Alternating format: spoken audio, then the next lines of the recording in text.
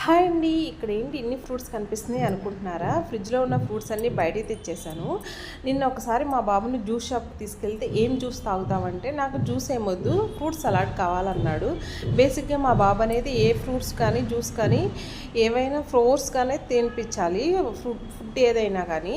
కానీ ఆ సలాడ్ అనేది ఇష్టంగా తిన్నాడు. మా వారు చాలా ఫ్రూట్స్ 1 వీక్‌కి సరిపడా ఒకేసారి తెస్తారు. అవన్నీ ఫ్రిడ్జ్‌లో పెట్టుకుంటాను.